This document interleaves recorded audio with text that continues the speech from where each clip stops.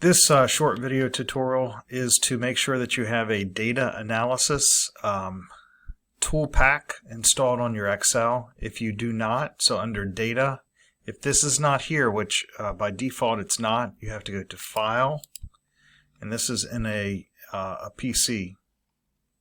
Macs are slightly different. You go to Options, brings up a box here, you click on Add-ins, and this analysis Toolpak will actually be down here somewhere under the inactive. So let's say, for example, it's down here. I'm going to go ahead and click on it just one time, but it would be down here, and then click Go. And then all you have to do is check the first one, Analysis Toolpak, and then click OK. And this will now show up in your Excel. Okay, hopefully that's helpful to you. Blessings.